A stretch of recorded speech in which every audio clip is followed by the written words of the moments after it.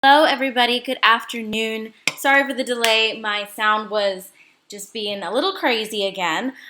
We are going to go dive right into Chapter 9 today. I'm actually quite excited for this because I think that a lot of students are like, well, we've learned about nonverbal comm, we've learned about emotions, we've learned about culture, we learned about the self. What the heck am I supposed to do with all of this? How is it going to help me in my actual relationships that I care about with people that I interact with on a day-to-day basis? And this chapter really pulls all of that together for us, and all of the foundational understandings of communication that we got with our previous chapters kind of get pulled through really well in this chapter. So let's go ahead and get started on this. And so chapter 9 is basically all about why we form relationships, but most importantly, what do we do in those relationships communicatively? And remember that that's why we care about it as communicators, because we care about the communication behaviors that occur within any given context. And here, chapter 9 gives you the context of interpersonal one-on-one relationships. But of course, I always have to give you guys the so what. So why do we care about this? And the first reason we care about it is that we form relationships because of a variety of reasons. All of us are in relationships, whether they are romantic or familial or friendships or work relationships. Regardless, all of us cannot really function and survive in today's modern society without relationships. But relationships are quite a lot of work. I'm sure a lot of you would agree with me on that. Relationships cost time, they cost money sometimes, they cost emotional stress, they cost a lot of things. And so knowing that very high cost, why do we still continue to form relationships? And so the first reason for why we form relationships, as very superficial as it sounds, but you'll see why it's perhaps not as superficial as you may think it is appearance. Appearance is a big factor at the beginning of a relationship on whether or not we decide to form a relationship with that person or even interact and communicate with that person initially, or continue to communicate with them. And this actually ties very well in with chapter 4 when we talked about the perception process. And the first step in the perceptual process is selection. And so remember that, of course, here appearance sounds very superficial, very silly, but it's important to remember the first step in creating a relationship. Maybe not the most important, but definitely the first. And it logically makes sense, because if in the perceptual process, the first thing we're doing is selecting what we're going to pay attention to, appearance has to come into play for that. And so appearance is particularly important in the beginning of a relationship. And I'm not just talking about physical attractiveness, but it can also include what you're wearing at the time you meet someone. It can include your nonverbal facial expression. So if you're in a bad mood or a good mood, that will also influence it. And there's two interesting studies that were presented to you in your textbook that I wanted to share here that I thought were very interesting and important as well. We find that ordinary people with very pleasing, meaning upbeat, positive, bubbly personalities are more likely to be judged as physically attractive, while it seems also that physical factors tend to deteriorate a little bit as we move into the relationship. What this means is that maybe initially we really care about what the other person looks like, how they're dressed, whether or not they have makeup on, or what kind of hairstyle they're wearing that day. Maybe initially we really care about that at the beginning of a relationship, and then it'll deteriorate and change toward the end of a relationship, or toward the more development of a relationship, not necessarily toward the end. And so physical factors become definitely less important as the relationship develops.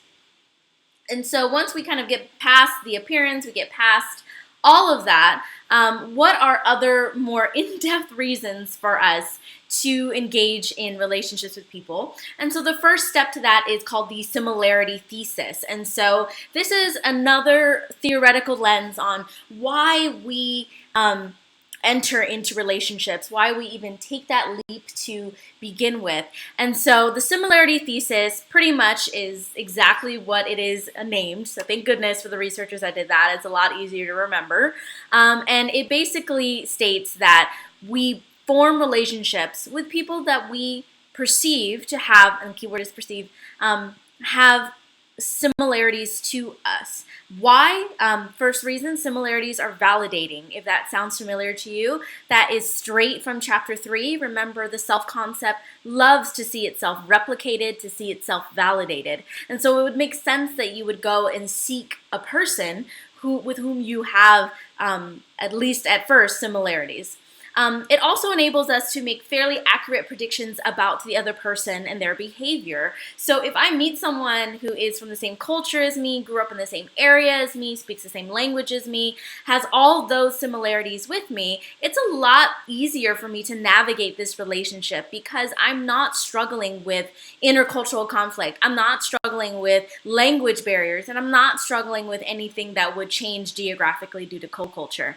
And so we like people who are similar to us because we can more easily and safely predict how they will behave and also interpret how their behavior is because they're just like us. We also assume similar people are like us, and so in turn we like them. If we like ourselves and we like our self-concepts, of course we are going to gravitate and like people with whom we also see as similar to us. This thesis actually is a great reason for why the internet is a popular medium to find romantic partners. Currently, in today's heavy social media atmosphere, it's actually quite not uncommon to have couples that have met online. The numbers have grown drastically since the internet was really popularized and born into the public sphere. And what we find is that currently today, 1 out of 5 or 20% of couples have actually met online and found each other online, which is really fascinating when you see the growth of that number statistically through time as we see the growth of the internet. Another reason that we get into relationships is complementarity. And complementarity is when each partner actually complements or satisfies the other person's needs. And students tend to confuse this a little bit with similarity. And I want to take a moment real quick, pump the brakes, and just talk about how they're different. So similarity means that we are the same, we have similar likes, we have the same culture, we have the same attitude, values, beliefs, religions, whatever the same you are seeking in another person. But we also see complementarity, meaning that we want someone who is different from us, who is able to satisfy some needs that we cannot have for ourselves. So, for example, if I myself know that I am not a really good cook and I meet someone who is a fantastic cook, I love that because even though they're not similar to me in that regard, I'm a bad cook, they're a good cook, they are complementing my needs to eat, right? Good food. And that's a very basic bare bones level. You also see this in personality traits in the self-concept as well. If you are not a particularly very confident, outgoing, bubbly person, you may or may not be seeking someone who is confident, who is bubbly, who is outgoing in order to satisfy those needs that you have in regards to those personality dimensions that you feel you are lacking in. And so what we find is that differences strengthen a relationship when each partner satisfies the other partner's needs. And ultimately what we are looking for in communication studies is how successful couples find ways to balance similarities and differences, because of course you want your partner to be similar to you in certain ways, and of course you want them to be different from you in certain ways. And so for each partner, it's kind of a unique little dance they have to do where they have to figure out what are our similarities, what are our differences, how can we balance them. The next reason we get into relationships should not be a new one to any of you at all at this point, is disclosure. And so this is when you share important information with one another. It's of course related to the concept of self-disclosure that we talked about in chapter 3. And so it's all about the need to disclose to someone personal things about ourselves that we wouldn't disclose to everyday people. And of course we need someone that we trust to be able to do that with.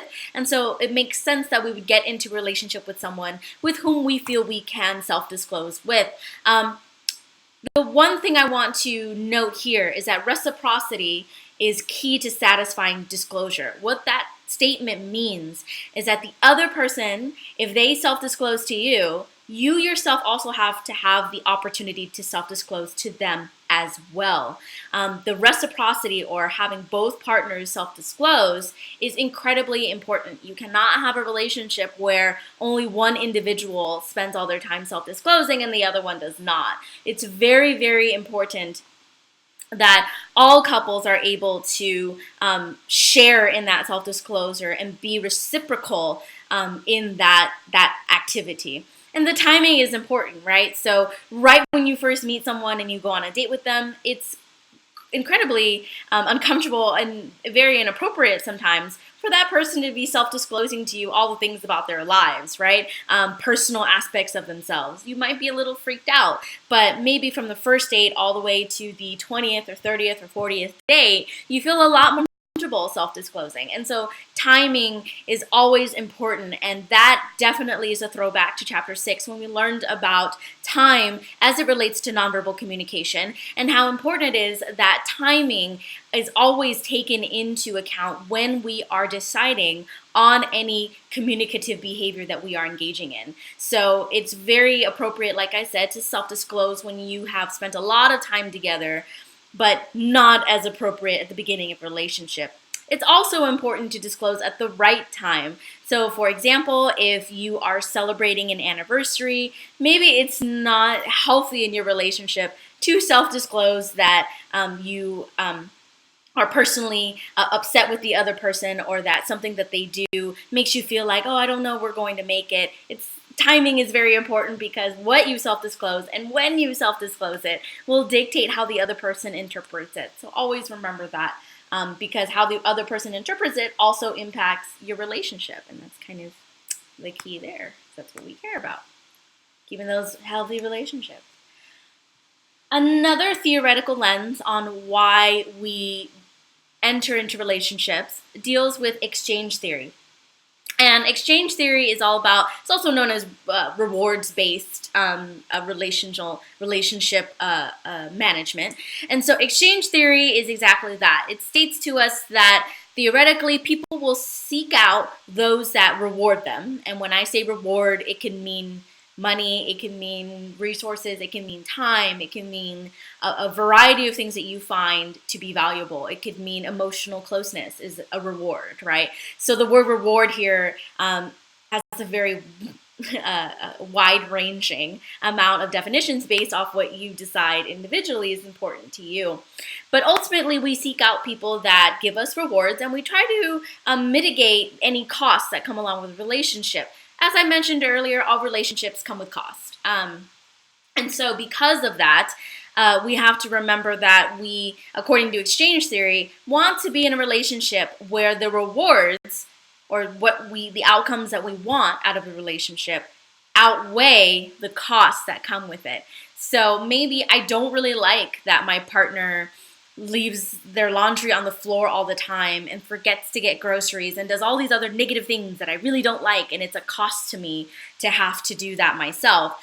But maybe they are a great, they're very passionate about their work. They're always there for me when I need them emotionally, and they're great in a lot of other aspects that I find rewarding. So I might, according to exchange theory, choose to stay in the relationship, because even though there is cost to the relationship, the costs do not overshadow the rewards that I get.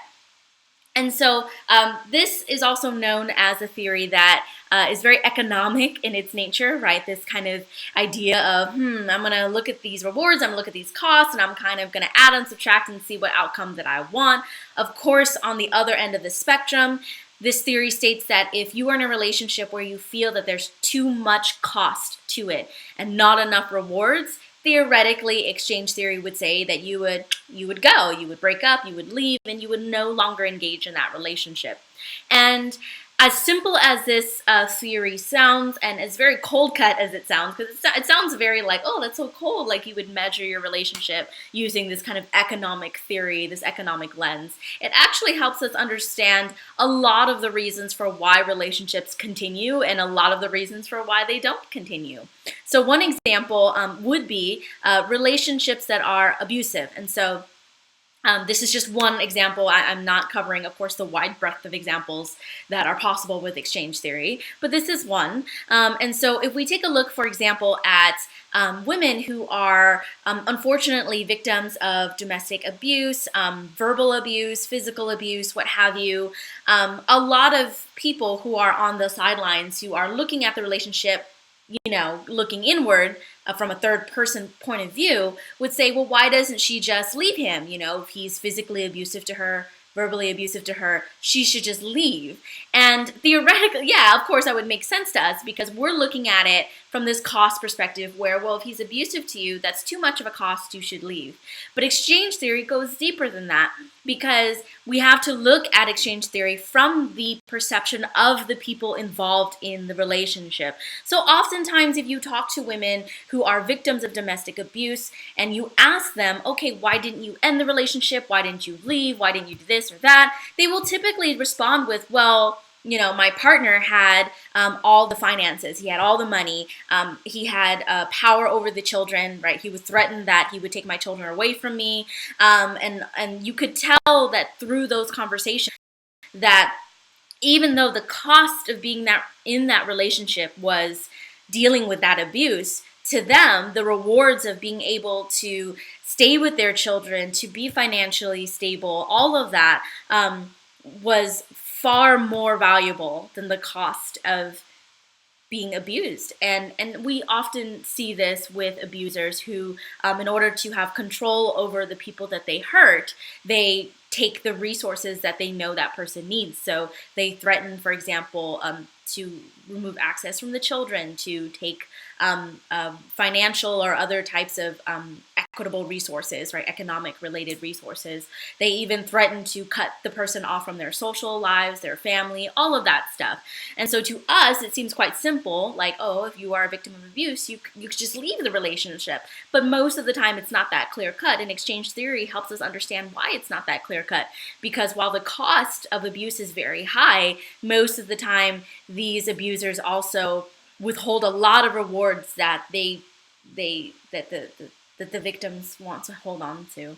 And so it's wonderful to kind of use exchange theory to understand relationships from a more complex, nuanced point of view, because relationships are messy, right? They are very complex. They are full of twists and turns and changes because people very rarely stay stagnant. And people are also interacting their self-concepts, their culture, their values, their needs all together to build, a unit, a relationship. And so in building on exchange theory, you'll see here on the other side where my mouse is that there is another category to exchange theory. So I just want to clarify that this is just building on exchange theory. It's not a separate theory or idea. And so exchange theory goes further and tells us, okay, so if I want to decide if I'm going to stay in the relationship or go, what tools do I have or at my disposal to do that? How will I decide to do that? And so exchange theory says that there's two, and you can see them here in the green and the purple. I'm going to cover the green first. So the first one is comparison level. This is the minimum standard of acceptable behavior. So for us, we would compare what we consider to be bare minimum. I need this in a relationship. And if I'm not getting it, then I'm leaving.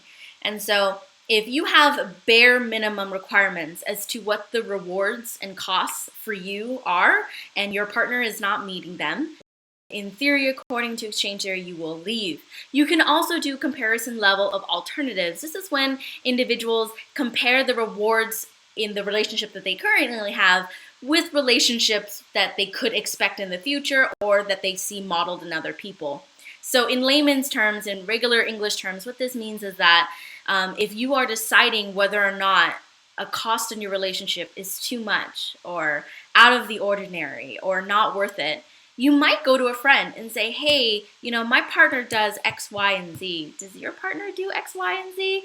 And so we then will seek out a comparison level, right? We will see, it seems like all of my friends' partners don't do it, but my partner does it. So it probably is, out of the ordinary or not something that I want in my life, and I will now leave this relationship. Again, that's a very quick summary of what would happen, but comparison level of alternatives simply means that you go and seek other standards of acceptable behavior and you compare your current relationship with those levels of acceptable behavior. The green comparison level is your own personal acceptable behavior.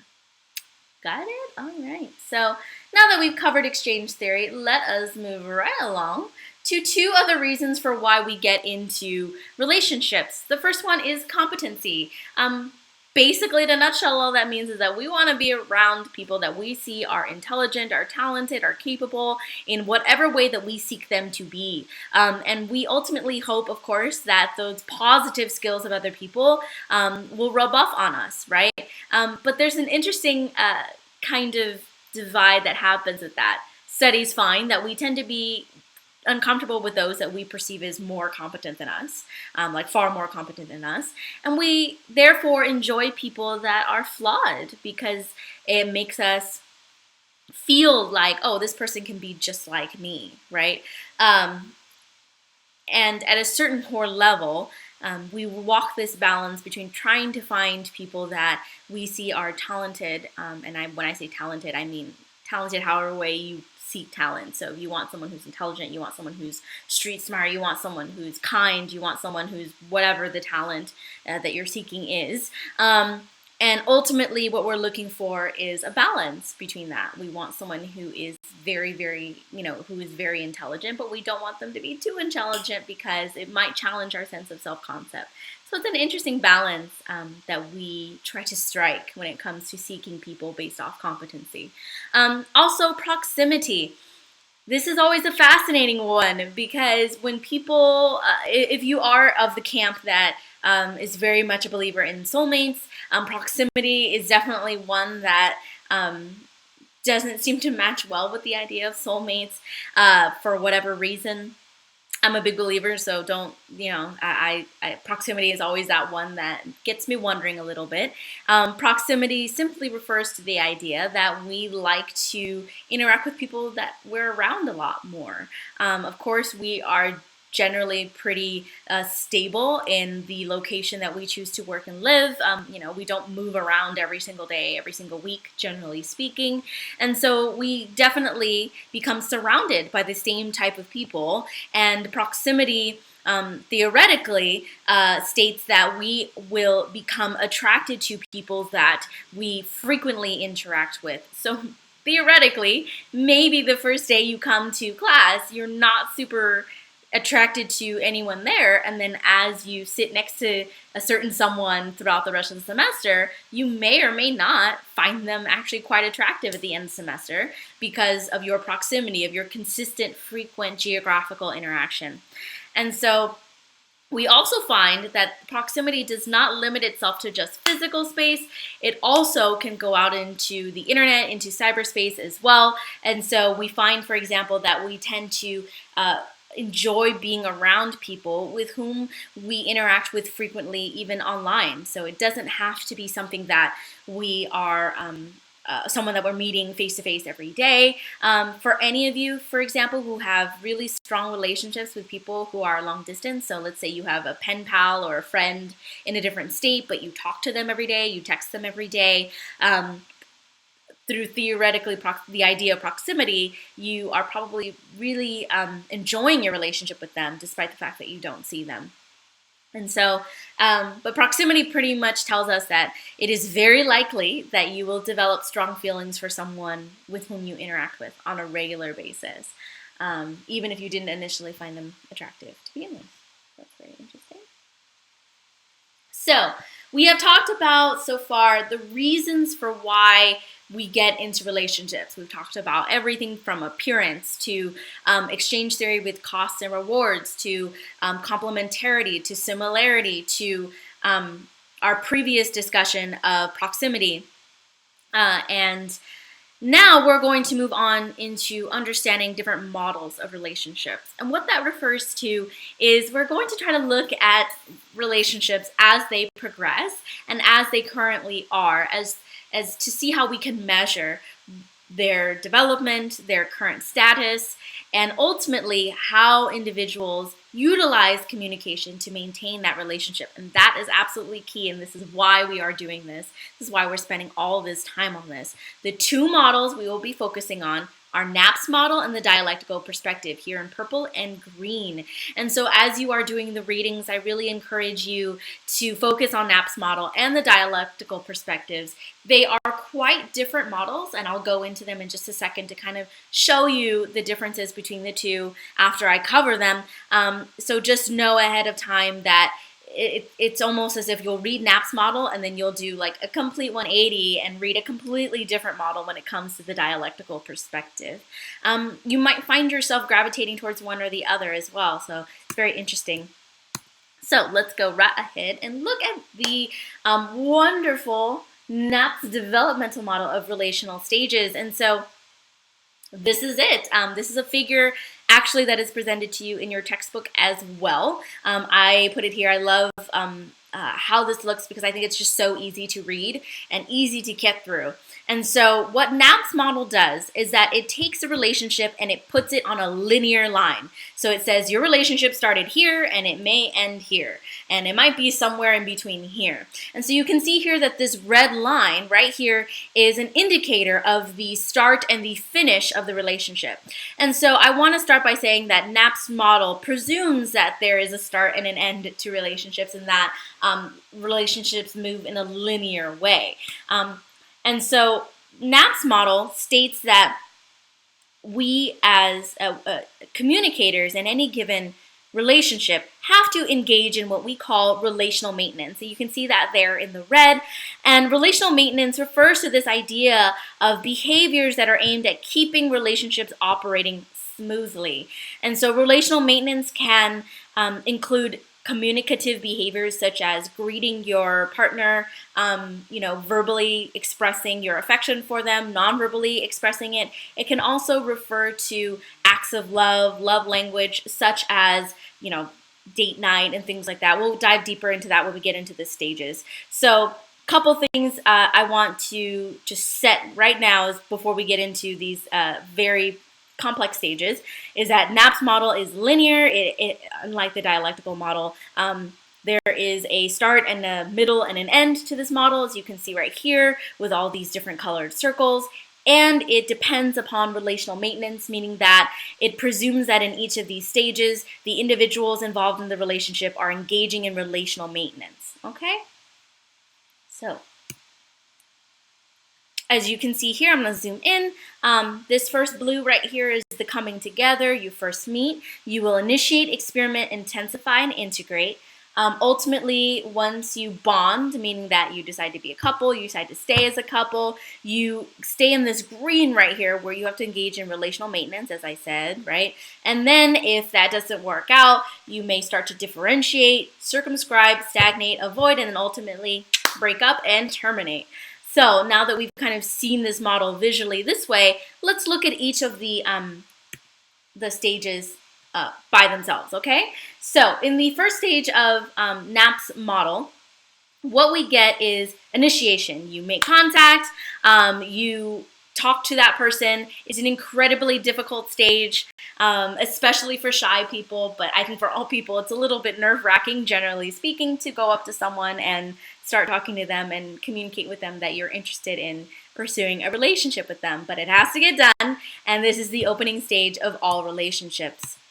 Once you initiate, it still stays pretty superficial, but you go into what we call the experimenting stage, where now you're not as superficial. You're trying to search for some common ground. There's a lot of small talk. Communicatively, we see different auditioning behaviors, meaning that you will make sure you dress very nicely, that you wear your best outfit to your first date, that you are trying to impress that person, perhaps with a lot of things that you wouldn't normally do or say. In an online setting for couples who are meeting online for the first time, we see this happen where couples will post pictures of themselves hiking or doing like very adventurous things to make it seem like they do those things all the time, but in reality, maybe you only went hiking once, right? But in this experimenting stage, you are trying to search for like common ground. Does I like being active? Does this person like being active? I'm a huge coffee lover. Does this person like coffee? This is the type of music I like. Does this person like that type of music? And so you practice learning each other's interests to kind of feel out a little bit more.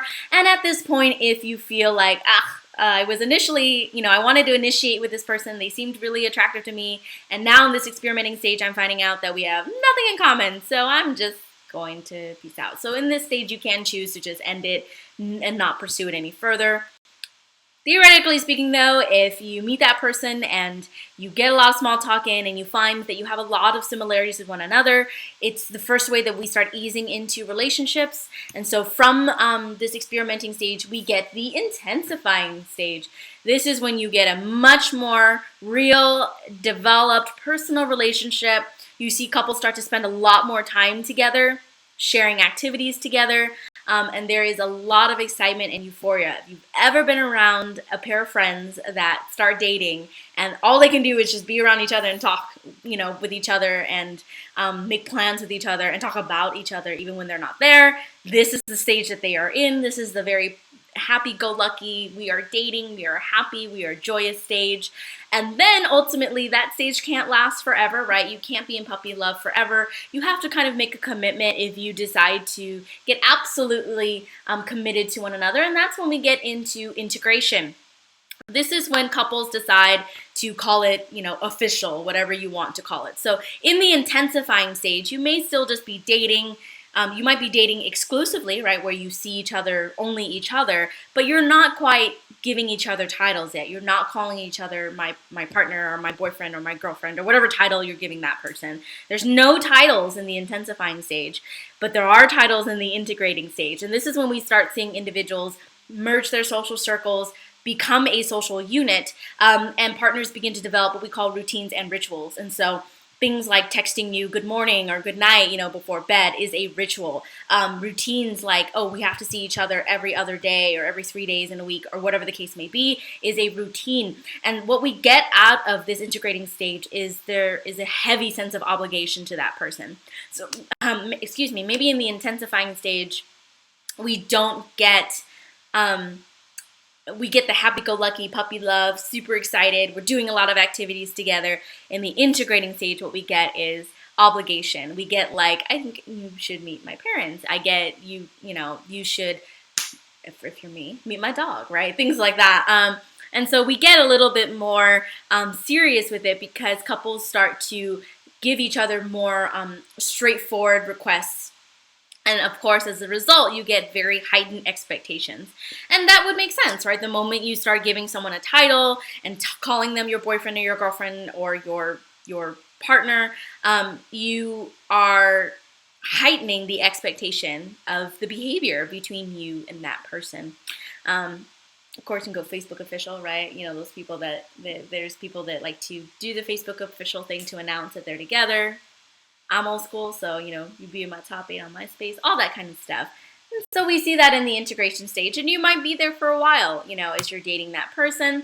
And let's say you take the absolute biggest jump, and you get to the bonding stage. And for those of you who can recall a couple slides ago, the bonding stage is that very middle stage. So if you look at Knapp's model and you see the two ladders going up, they go up to the bonding stage. And so this stage is a little bit different from the integrating stage. It's almost like the integrating stage on steroids, right? 2.0.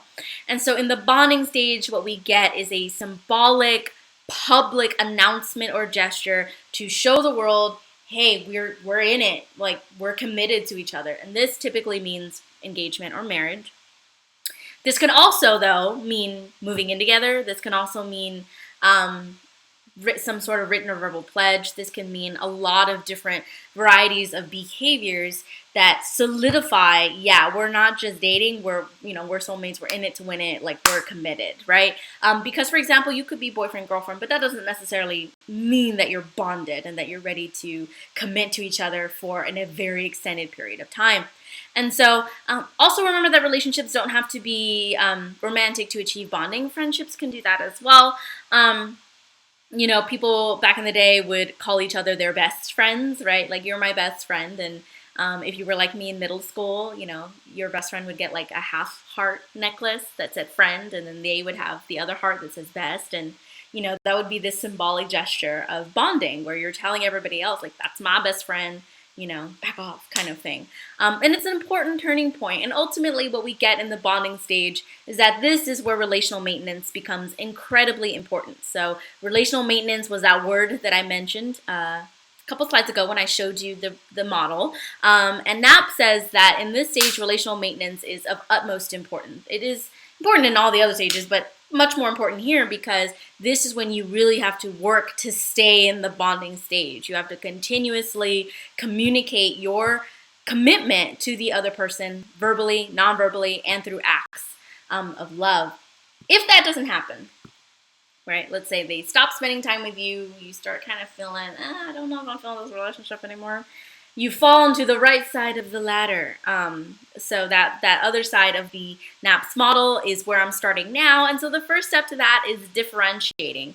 So in the bonding stage, we have a lot of us, right? This is about us. This is our home. This is our life, all that kind of stuff. In the differentiating stage, what we start seeing couples do communicatively is they move from the union identity to the individual identity. You start hearing them say a lot of I a lot more than the our.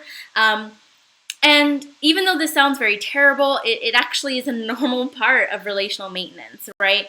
Because couples, even when they are bonding, will continuously seek to try to get a little bit of that independence that they had back. And then usually they'll kind of go back and then become a couple again. And you'll see that couples kind of do this back and forth where they seek independence and then they pull back and be together. And they seek a little bit more independence, they pull back and be together. So the differentiating stage is nothing to be afraid of. It's actually quite a common occurrence. If any of you have been in a romantic relationship for a very long time, you have probably flickered back and forth between bonding and differentiating on a regular basis, where you are feeling in the bonding stage very connected, very close to each other, and then maybe you start school or you start a new job or you start some new thing, and now you're differentiating because now you're focused on the I, you're focused on my school or my new career or my new whatever it is. And so you might differentiate from your partner a little bit in that respect because you're now seeking a little bit more independence. But that's okay because most likely if you two are committed to one another, you will jump back into that bonding stage pretty quickly. Then, however, if that doesn't end, if you don't jump back to the bonding stage, we move on to the next one, which is circumscribing. And this is when you start seeing couples literally not have as much contact with one another. They start separating a little bit more. So they start doing activities separately. So maybe before, if a friend asked you out to coffee or something, you might say, oh, let me see if my boyfriend or my girlfriend are free that day too. And now in the circumscribing stage, you might say like, oh yeah, I'm free, and not, recognize that you should take into account your partner's schedule as well. And so this is when partners start to just do things on their own, not integrate their schedules, and become much more separated than integrated. And if that continues, what we get is a stagnation. This is when couples kind of go through the flow. So they still are together publicly, but what we see is that the relationship becomes a very hollow shell of its former self, where they're just going through the grind, right? They're just doing things. They're doing date night because they feel like they have to, not because they want to. There's a lot of lack of enthusiasm. There's no joy. There's no novelty there. And ultimately, as a result, we get a stagnant or just generally very slow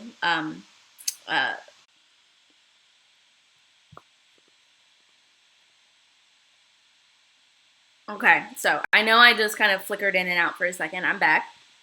Sorry, 1 second, y'all.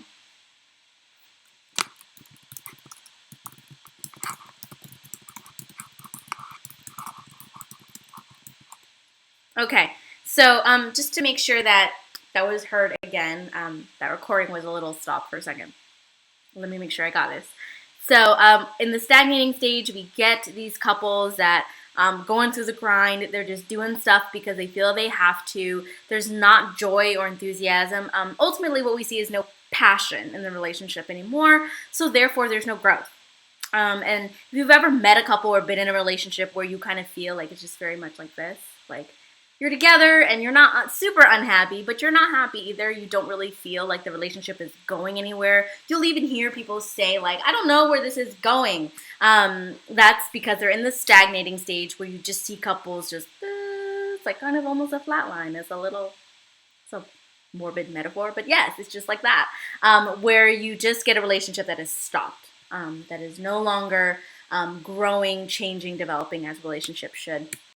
And so ultimately, what do you think leads to the stagnating stage? We get what we call avoiding. And this is pretty much the end-all, be-all, tell-all of what is to come. And this is when you get couples that have stagnated for so long that they end up having a lot of distance from one another, both physical distance and emotional, mental distance as well. You avoid the other person altogether sometimes. You don't interact with them. We get ignored. We get lack of touch. We get very superficial politeness. All of these very fake pieces of interaction that we do get are very rare because these couples at these stages typically just don't talk to each other anymore. And the key between this stage and the stagnating stage is that there's antagonism. So in the stagnating stage, you might still be trying, right, to see where this relationship is going. You might be trying to see if it grows or develops further. However, ultimately in this avoiding stage, we get couples that become hostile to one another. They start maybe blaming one another. They might say comments like, oh, I could have gone back to school, but then, I had to marry you. And so you kind of get couples that seem very hostile, antagonistic, and almost develop hate towards one another as a result. And so it becomes a vicious cycle where they mentally dissociate, they become antagonistic towards each other, and then we get couples that end up ultimately seeing the other person as no longer important. You're not important to me anymore, and you're not someone that I care about. And that actually becomes worse. Again, it becomes that vicious cycle where you start with the hostility, the antagonism, the resentment. You express it, the other person starts seeing you and responds with that same hostility, antagonism, resentment. Both of you start to see the other person as less than, as not important. As a result, your hostility and antagonism gets heightened, right, even more, and it becomes this very vicious, scary cycle. Oops, sorry about that. That is the incorrect slide. There's a hot mess happening right now. Let me get you back. So ultimately, you have done all of that, and now you are at the terminating stages, which is why I have the Terminator here to remind you of it.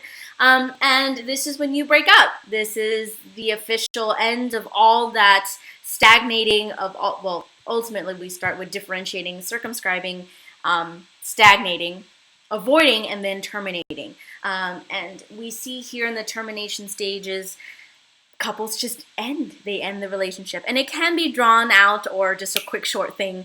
I've known couples to break up quite quickly in like an hour and then call it a day. I have known couples that fight and go through a breakup for like a week. But termination ends up being a learning experience for both of you. And typically in this, we see communicative behaviors such as discussing the relationship, where it started, where it was, maybe what led to it. A lot of couples like to kind of do this kind of post-mortem of the dead relationship where they kind of try to figure out what killed the relationship, right? What went wrong? And of course, if that kind of isn't a controlled conversation, then we end up with very long, drawn-out, antagonistic termination phases. But ultimately, this is when we just see the end of the relationship. And so Knapp's model really helps us do a couple things. It helps us understand from a linear point of view how a relationship starts, how it progresses, how it is maintained, and ultimately what happens when it's not maintained. What path does it go on once it is no longer maintained? That is very different from our next model, which is the dialectical perspective. And like I said earlier, we're going to do a quick 180 and move from a linear way of thinking more to a dialectical or a balanced way of thinking. And if dialectical perspective sounds familiar to you, this is very similar to what we learned in chapter 2 when we measured the different cultural variables, right? Individualism, collectivism, low context, high context. We measured them as continuums, and that's why I have this picture here to remind you that in the dialectical perspective, there are no stages of the relationship. What the dialectical perspective does is that it focuses our relationship on what we call dialectical tensions or conflicts that arise as a result of two opposing incompatible forces existing simultaneously. What this means is that couples at any given time, theoretically, have to try to manage their relationship by balancing things that they want out of the relationship and that can be opposing. So I know that it's a little vague to look at right now, so let me show you my first example so we can understand the dialectical perspective a little bit more and understand what dialectical tensions are. So the first set of dialectical tensions I want to show you right here is the integration-separation dialectic, and this is right here in the orange. And what this dialectic tells us is that couples have a continuous conflicting desire for both connection and independence. And every couple is different because, of course, every set of people are different. And so you might find that if you are with someone, you break up with them, you go into the next relationship, that this dialectic has to be renegotiated every single time and continuously renegotiated for as long as you two are together. And what this dialectic tells us is that sometimes while couples definitely want to be together, they want to be, have that we, that our mentality, that us mentality, they also seek independence. This sounds very familiar to what Knapp discussed in his model as well. And so if it seems similar to you, it is, don't worry. I know that it can be a little confusing, but unlike Knapp's where he puts it in one stage, the dialectical model tells us that this is a continuous struggle that'll happen all the time. Positive vibes for this Wednesday. So the connection autonomy dialectic is the internal struggle. This is when you want your own independence, you want your own life, you want to pursue your own interests and goals, but you also know that you want to be close to your partner and you want to pursue their dreams as well. So this is an internal struggle for you to try to figure out, how much do I pursue what I want and how much do I cling on to my relationship and my partner. The external version of that is here in the second one, the inclusion-seclusion dialectic. This is when couples as a unit are trying to decide, do we kind of put ourselves out there as a couple or do we stay a little bit more private and reserved? So let me give you an example of both of these so that you can see how they are related but different.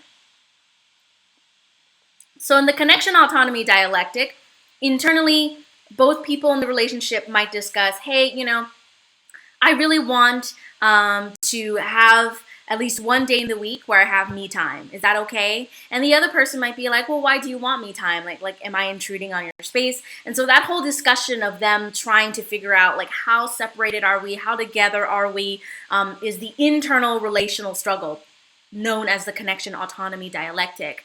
The second theoretical dialectic, the inclusion-seclusion dialectic, refers to this external idea. We see this quite often, for example, with couples who are planning their wedding. So as a couple, you are working together to plan your wedding, and then you have family members, friends, and other people who are maybe providing you opinions on what your wedding should look like, how big it should be, what the ceremony should look like. And so that is what we know is called the outside world, seen here in quotes. And so couples have to negotiate to what extent do we allow ourselves to be influenced by outside world, meaning people that are not us, and to what extent do we kind of make our own independent decisions. And that also refers to whether or not you choose to hang out with other people. So for example, there's a difference between having a date night that's just you versus having a double date night, right? And so couples that are more comfortable with having date nights with other couples probably are more on the inclusion side. Couples who are like, no, we kind of want to have just us time. We don't really want to have to interact with our friends or family or anything, are probably more on the seclusion side. final example for this, we also see this in couples who are influenced by their family on when to have children. And so, for example, let's say you're married, you yourself may struggle between how much you allow your outside forces, so your family and your friends, to dictate how many children you have, when you have children, what you name your children, all that kind of stuff, what religion they practice, all that kind of stuff. And so as a couple, you decide, well, how much are we going to include outside forces, outside voices, and how much are we just going to close off and decide for ourselves what we want? And you see cultural interactions with this. So for example, collectivist cultures tend to be much more on the inclusion side, right? They want the opinions of their community, of their family, of all of that. Whereas individualist cultures tend to have couples that are more seclusive, where the couple wants to make their own decisions on where their wedding is, when their wedding is, you know, how the ceremony is, or what they name their kids, how many kids they have, whether or not they have kids at all. So all of those are decided individually by the couple. So that is our first dialectic right there. Moving right along, we have next the stability and change dialectics. We never like relationships that get boring, right? And so what we find over time is that to the health of the relationship, we end up with partners that struggle with keeping the relationship the same versus allowing the relationship to change. And so just like with the last set of dialectics, this dialectic in red is broken up into two, both the internal right here and the external. So the internal right here, the predictability novelty dialectic, refers to the idea that we want a predictable partner, right? We want someone that we can rely on, that we know it's going to be there, but we also don't want to be bored. So we might love the fact that we have a scheduled date night every Friday night, every week, but we also want to have a partner that surprises us, you know, maybe comes over with flowers on a Monday. And so couples tend to have to negotiate this, how predictable are we, how novel or new and surprising are we as a couple internally. The external version of that is the conventionality uniqueness dialectic. This is when other people try to meet we try to meet other people's expectations as well as our own, meaning that if other people want you to, people meaning your family, your friends, you know, people that are important in your life, have certain expectations about you, how much as a couple do you change yourself for those expectations, and how much do you not? This is typically one that we see play out when couples decide on what religion they will share or not share, practice or what not practice. So for example, if you are Catholic and you married someone who is a Christian, the conversation on whether or not either of you converts religions, whether or not, and then who converts, right? And is usually involves not only you, but your religious community, your family, all of that. And so you kind of as a couple have to negotiate, okay, like how much do I want myself to stay the same? How much do I want us to change? All of that. So stability and change dialectic really helps us understand to a certain level how much do we want predictability in our relationships and how much do we want surprises and change. The expression privacy dialectic is the fun one to study, especially because in the social media world, privacy is almost a thing of the past at times. And what we see in the expression privacy dialectic is that people want to be intimate with one another. They want to have that sense of emotional, physical, and mental intimacy, but they also want some space from themselves and other people. And so in the open and closed dialectic is the internal struggle between the couple where they decide how much do we share with each other and how much do we not share with each other. So for example, let's say my best girlfriend tells me a secret and I promise her like, okay, I won't tell anyone about the secret. And I come home and my partner says, hey, so you hung out with your girlfriend today. What happened? And I choose to just not mention the secret at all or not say anything and I hold it away from him. That's an example of how I'm choosing to be more on the privacy end of that. Other couples, for example, don't like secrets at all from one another. So other couples are more so on the expression side where they want everything out in the open and they want to be able to, tell each other anything and everything all the time. And of course, there's couples that are in the middle and then balance. There are couples, for example, that don't mind looking at each other's phones, and there are couples that are like, don't touch my phone, right? And so that's an example of the open-closed dialectic, where couples have to figure out to what extent do we have our own individual privacy and how much do we share with each other. The external dialectic is the revelation concealment dialectic. So this is how much you share about your relationship with the rest of the world. So for example, how much do you tell your friends about problems that you're having in your relationship? How much do you tell your friends about what's going on in your relationship? So if you don't tell them a lot, then you're probably more on the concealment side. If you tell them a lot, then you're probably on the revelation side, meaning that this is you share a lot about your relationship. Your relationship is very open. On this end, we see relationships that are a little bit more closed off and a little bit more protected from what we know as the outside world. Communicatively, that include family, friends, significant others, as we've discussed in our previous chapters. And so moving right along to these dialectics, why do we care about them? So why are they important to us? How do they help us as communicators understand a little bit more about relationships in general? And so one of the first things we have to understand is how do we manage these dialectics? And couples do this in a variety of ways. First is denial. Couples just don't talk about things sometimes, and they refuse to engage in communication about varying issues that may be problematic. And so denial is definitely one of the approaches to the dialectical tensions. We also have disorientation, which is when couples just feel overwhelmed, right? When they're trying to decide how open they are or closed they are, or how much novelty or predictability they have, they might be feeling overwhelmed and not able to confront those problems.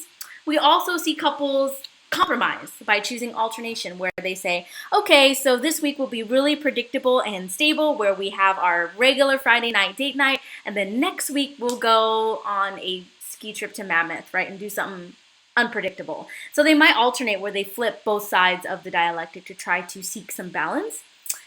They might also segment, which means that they compartmentalize areas of the relationship. So you might be okay with your partner in, for example, in relationship to privacy. You might be very okay with them, on your phone, touching your phone, in your car, whatever, but you might say, but don't touch my work stuff, right? Don't touch my computer, things like that. And so you might segment pieces of the relationship where certain things are okay and certain things are not, based off the dialectical tensions. You also balance, which is when you try to compromise and take both forces into account, where here a lot of students tend to confuse balance with alternation. Alternation is you pick one or the other. So this week we're going to be super predictable, and this week we're going to be super not predictable. Balance is when you try to be both at the same time, which is incredibly difficult. Integration is when you is the ideal. This is when you accept opposing ideas without diminishing the value of either of them, and you engage in full conversations about how can we include both our needs for stability and change at the same time. Recalibration is also very ideal. This is when you reframe the contradiction so it disappears. So it might seem at first that whoa, why is it that you want to see what's on my phone so much? That's a violation of my privacy. And so the person might say, well, it's not that I don't trust you or that I want to be in your privacy. It's just that I want to feel that you trust me. And so in that comment or that communicative behavior, the person is trying to recalibrate where the contradiction of this is my privacy, I don't want you in it, becomes not about privacy, but it becomes about love and trust.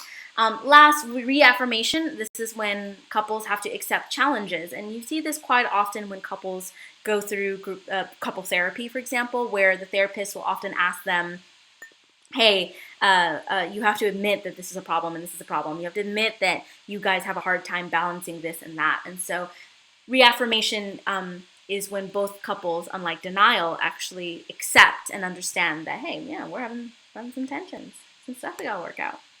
And so remember, ultimately, in closing, that communication is all about both the content and relational dimension. We have talked about this extensively extensively in the past chapters, and it's really coming full circle, like I said now, with this lecture. And one of the things we have to remember is that it's not just what we say content-wise, but it's the relational dimension, the statements about how we feel about each other that matters. And so the example I have here is the content is, can you help me for a minute? But how you say, can you help me for a minute, varies if you want to communicate these different types of emotions, right? And so that is an example of the relational dimension. The content is, can you help me for a minute, these words, but how you say it is the relational dimension, which communicates how you feel about the other person. And ultimately, when couples have conflict or are trying to engage in relationship management, what they should be doing is discussing meta communication. And meta communication is basically communicating about how we communicate. All of you who are in a relationship have done it, where you talk about how you talk to each other. Maybe your girlfriend doesn't really like it when you call late. Maybe your boyfriend doesn't really like it when you send a lot of texts when he's at work. And so you kind of talk about different things that you're doing in your communication and how to change them and fix them. And lastly, what can you do for that very key relational maintenance? So whether you're studying NAPS or the dialectical model, relational maintenance is key. And so 5 strategies for engaging in relational maintenance is positivity, of course, making sure that we don't slip into that antagonism, as I talked about in the previous slide. Openness, being able to tackle the relationship, not always in denial. Assurances, right? So even when you are in the midst of conflict or just trying to figure out your tensions, you give that person assurances that, hey, I'm still here for you, or I still care about you. Social networks, seeking people, friends, family for help, and sharing tasks. So not just taking it all up on yourself, but trying to find ways to take the burden of the relationship and share it together, okay? You can get social, emotional, informational support, and also instrumental support. So these are the types of support that are related to the strategies right there. So with that being said, I've covered chapter 9. I know it's a pretty thick chapter. We got a decent break with chapter 7 and 8 that are a little bit more straightforward.